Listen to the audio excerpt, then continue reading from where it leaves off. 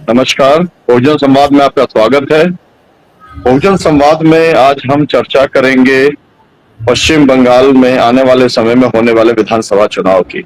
हमारे साथ में जो पैनलिस्ट हैं, मैं आपसे उनका परिचय कराता हूं। हमारे साथ में शशांक यादव जी हैं, समाजवादी पार्टी से आते हैं, उसके आप एमएलसी रहे हैं और जो है देश भर के अंदर आप समाजवादी पार्टी के प्रशिक्षण शिविर आयोजित करने का काम भी करते हैं। आपका बहुत बहुत स्वागत है। हमारे पास में निशिकांत महापात्रा जी हैं और निशिकांत जी जब से आम आदमी पार्टी बनी है उसके उड़ीसा के आप कन्वीनर हैं और पूरे समय चुनाव के अंदर भी दिल्ली के अंदर रहे थे। हमारे साथ में सीनियर जर्नलिस्ट राकेश रंजन जी हैं। आजकल नए नए जो है यूट्यूब के ऊपर बड़े वीडियो इनके वायरल हो रहे हैं और झारखंड से आप आते हैं और बिहार और बंगाल की राजनीति के ऊपर गहरी पकड़ और नजर रखते हैं। हमारे साथ में सलीम खान साहब हैं, एडिटर भी हैं और पत्रकार भी हैं और विश्लेषक भी हैं। उनका बहुत स्वागत है। जागृति राही जी फायर ब्रांड जो है लीडर हैं, बंगाल के अंदर सोशल एक्टिविस्ट के तौर पर आप जानी जाती हैं। आप सबका बहुत बहुत स्वागत है। और होस्ट के तौर पर हमारे जो है डॉक्टर आनंद प्रकाश तिवारी जी हम सबके साथ में हैं। कहूंगा राकेश रंजन जी के पास में, क्योंकि आपके यहाँ पर तो इलेक्शन कमीशन की नहीं चली, कोई तिकड़म नहीं चला वहां पर, तो ये कैसे हो गया कि हरियाणा में, महाराष्ट्र में, दिल्ली के अंदर तिकड़म संभव हुई और आपके यहाँ पे तिकड़म संभव नहीं हुई, जबकि आपके मुख्यमंत्री तो जो है वो जेल के अंदर थे। ये सवाल बहुत बड़ा सवाल है। लेकिन अभी आपने शशांक जी की टिप्पणी, निशिकांत जी की और सलीम साहब की आपने टिप्पणी सुनी, मतलब मैदानी अनुभव भी आया अभी और मतलब ओवरऑल जो बातें आई उसके ऊपर आप क्या कहना चाहेंगे? जी नमस्कार। देखिए, कुल मिला के बातें बहुत स्पष्ट है। निशिकांत जी ने जो बातें की, शशांक जी ने बातें की और सलीम साहब ने बातें की। आप निशी जी की बातों को सुनेंगे तो बातें बड़ी औपचारिक तरीके से उन्होंने रखी, जो एक पार्टी का पक्ष होता है। जहां शशांक जी ने वो जो जमीनी हकीकत है उससे दो चार होते हुए जो बातें रखी, उसमें असहमति की भी कुछ बातें हैं। लेकिन सलीम साहब जो है इन दोनों से सहमत है कुछ न कुछ, लेकिन शशांक जी की बातों से ज्यादा सहमत है।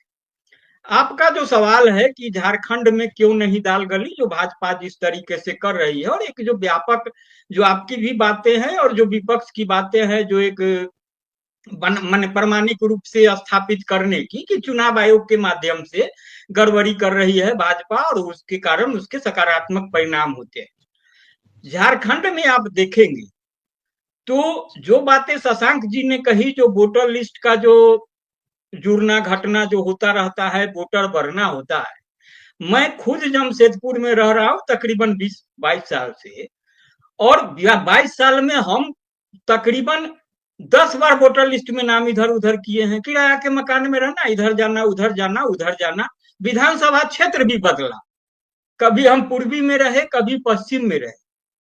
तो क्या बातें होती है कि जागरूक रहना पड़ता है। कई बार ऐसा भी हुआ है कि हम जब देखने गए हैं कि भैया हम वोटर लिस्ट में नाम हमारा चेंज करें, क्योंकि बीएलओ हमेशा आते रहता है, कुछ ऐसा नहीं है कि चुनाव के मौके पर सक्रिय होता है। वो सालों भर जो अधिकारी हैं, जो टीचर होते हैं, समान तौर पर हर एक बूथ पर उनका बैठना होता है एक निश्चित समय पर। वहां आप नाम जुड़वा सकते हैं, संशोधन करवा सकते हैं, काफी सालों भर प्रक्रिया चलती रहती है। तो अगर गए तो उन्होंने कहा कि भैया आप तो थे नहीं, हम वहां गए थे तो आपका तो हम नाम काट दिया। हम के भैया हम तो मौजूद हैं। तो कहा कि ठीक है, फॉर्म लीजिए, जोड़ लीजिए, कर देते। हो यह रहा है, अमूमन यह बातें सही है कि चुनाव आयोग के माध्यम से गड़बड़ी होती है। हम जमशेदपुर पूर्वी का पिछले चुनाव का भी उदाहरण देंगे, पश्चिम का भी और अभी का भी देंगे, उससे बातें बहुत स्पष्ट हो जाएगी। वहां भाजपा इसलिए आज नहीं, शुरू से सफल इसलिए होती रही है, शुरुआती दौर से, मतलब 70 के दशक से इसलिए सफल होती रही है कि हर एक बूथ पर उसके लोग हैं, जुड़े हुए हैं, घर घर जाना, लोगों को बराबर टोकते रहना। अरे भैया वोटर लिस्ट में नाम है, देख लीजिएगा, नहीं देख लीजिएगा, संशोधन हो गया है, ये प्रारूप है, जरा नाम मिला लीजिए। अरे फलाना साहब उस घर में रहते थे, आजकल नहीं देख रहे हैं। इस स्तर पर लोगों को जोड़ता है।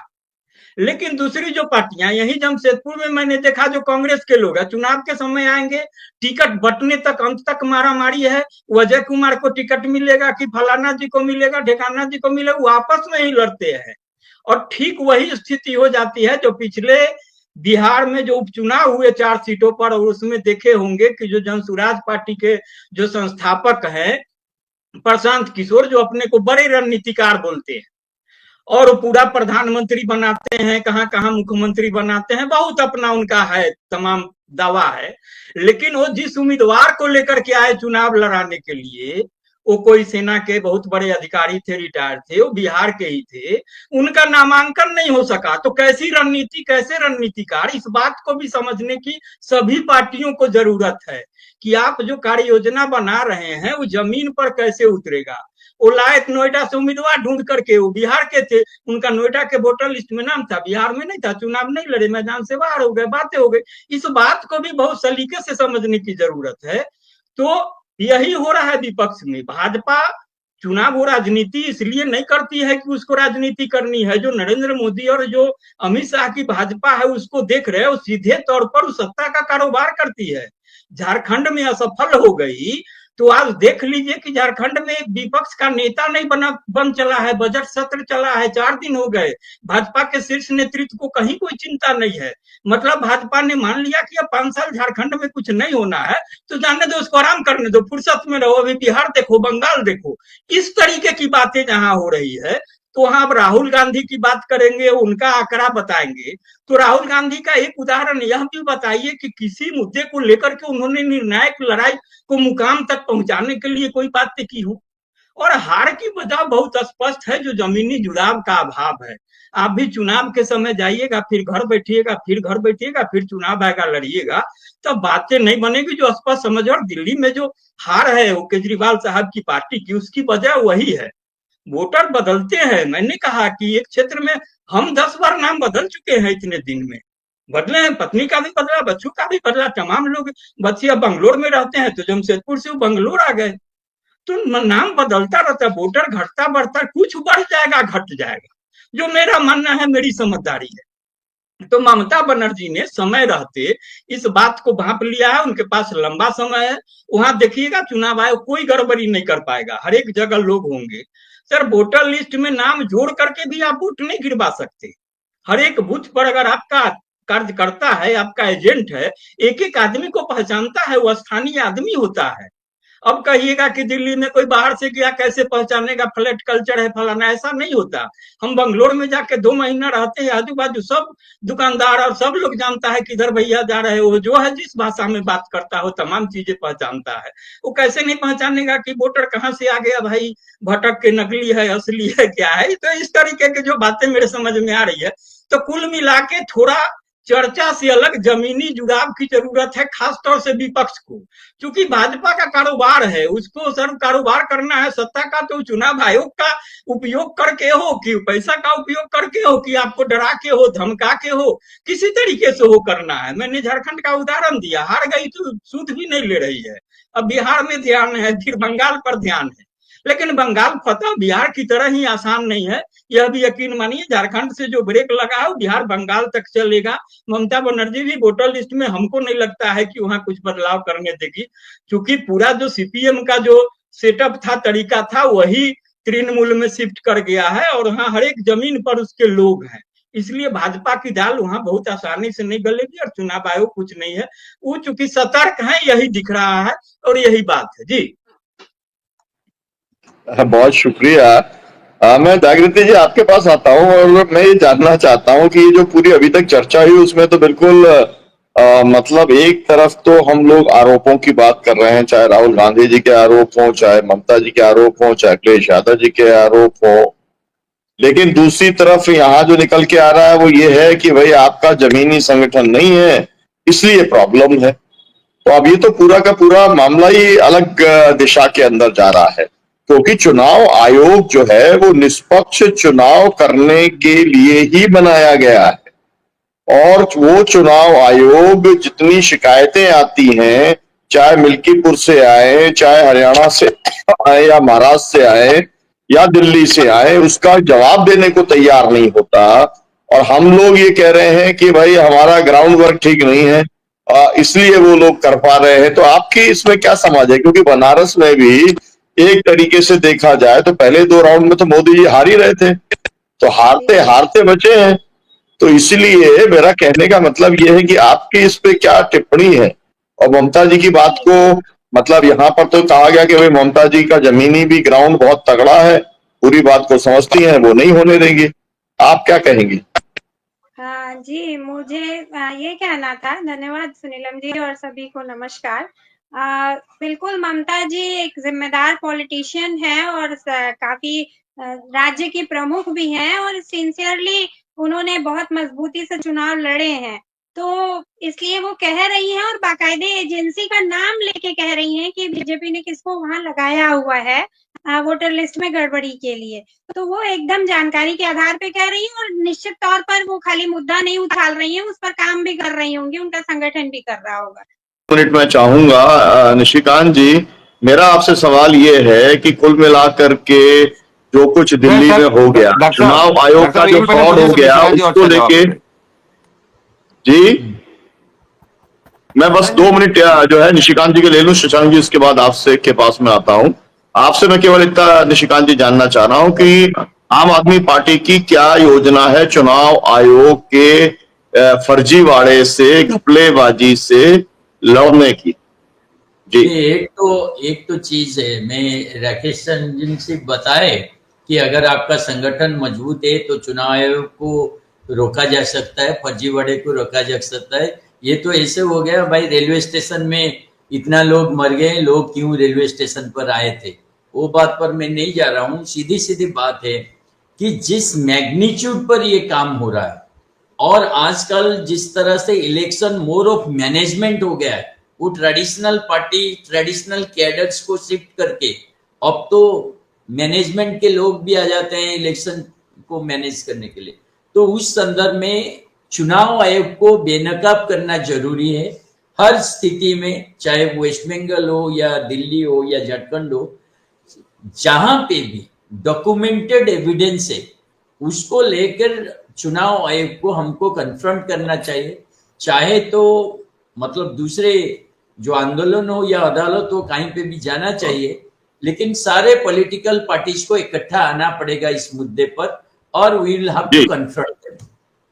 जी बहुत शुक्रिया आपका। शशांक जी आपके पास आऊंगा। मेरा सीधा प्रश्न ये है, ममता बनर्जी जो है उन्होंने तो एजेंसी का नाम बता दिया जो काटापीटी कर रही है, और उन्होंने ये कह दिया कि मैं तो सीधे सीधे जाकर के मैं चुनाव आयोग के ऊपर धरना दूंगी। मेरा कहना यह है कि समाजवादी पार्टी या आम आदमी पार्टी या इंडिया गठबंधन उस डायरेक्ट लड़ाई के अंदर क्यों नहीं जा रहा है चुनाव आयोग से, उसके इम्पीचमेंट का क्यों नहीं कर रहा है, उसको क्यों नहीं जो है वो लेके जा रहा है कोर्ट के अंदर? जी शशांक जी।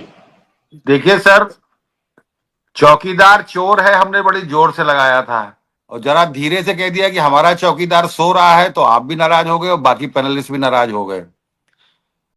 ईमानदारी की बात है, पहले हमने जो हम कर सकते हैं वो तो हम करें। धरना प्रदर्शन कर लीजिए, आप इन फासिस्टों से लड़ते रहिए। आप 720 किसान हमारे मर गए और उसके बाद भी जो है वो तब जाके 1.5 साल की लड़ाई में लड़ा, तो वो एक पार्ट है, वो पार्ट धरना प्रदर्शन आंदोलन का एक पार्ट है। इन लोगों से आप ये उम्मीद करें कि धरना प्रदर्शन से ये दबाव में आ जाएंगे, तो ये धोखे में है। आपको जो परिस्थिति है उसी परिस्थिति में काम करना पड़ेगा। और 3 काम बता रहा हूं मैं, केवल 3 काम जो सबसे जरूरी है। पहली चीज तो यह है कि सारी पॉलिटिकल पार्टी ये करे कि नाम हटाने से पहले जो पार्टी, हर पार्टी के बूथ लेवल एजेंट को उसकी कॉपी दी जाए कि सब ये नाम हम हटाने जा रहे हैं। नंबर 1 बात। नंबर 2 बात यह है कि हम अपने चुनावी घोषणा पत्र में सब कुछ कह सकते हैं, तो हम ये भी तो कह सकते हैं कि हम अपनी योजनाओं का लाभ मतदाता को देंगे। आधार कार्ड सेंट्रल गवर्नमेंट बीजेपी के हाथ में है, जो वोटर होगा वो हमारी योजना का लाभार्थी बनेगा। तो जो चीज पहले खान साहब ने कही थी कि वोटर की जागरूकता जरूरी है, तो जागरूकता लाने के लिए इनको इन्हीं के गेम में पकड़ना पड़ेगा।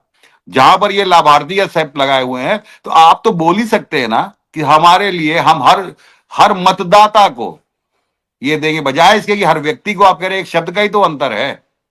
एक शब्द का मात्र अंतर है, तो मतदाता आंदोलन आपका तेजी पकड़ेगा। तीसरी चीज, एक अभी पूरे एपिसोड में वो हालांकि इस वोटर लिस्ट से जुड़ी नहीं है, लेकिन एक चीज जरूरी है कि अभी भी इन्होंने वो शुरू नहीं किया कि ईवीएम का जो बैटरी का जो परसेंटेज है, वो भी मैंने एक सुझाव दिया था कि बैटरी का परसेंटेज भी आना चाहिए। जो फॉर्म जो हम लोग को 17C जो भरा जाता है उसमें एक कॉलम होना चाहिए, वो हालांकि इस बहस से अलग चीज है। और last but not the least, जो मुझे इकलौती उम्मीद दिखाई देती है कि पॉलिटिकल पार्टीज को कॉन्स्टिट्यूशनल प्रोविजन का और प्रधानमंत्री के बयान पर लेकर एक दबाव बनाना चाहिए कि पूरे देश की एक वोटर लिस्ट होनी चाहिए। मेरी गारंटी है आपसे, अपने अनुभव के आधार पर मैं कह रहा हूं, 40-42 चुनाव लड़ाने के बाद अगर एक वोटर लिस्ट हो जाएगी तो आधे से ज्यादा प्रॉब्लम अपने आप खत्म हो जाएगी, क्योंकि बहुत बहुत शुक्रिया। समय समाप्त हो रहा है। जन संवाद के इस बहस को आप शेयर करिए।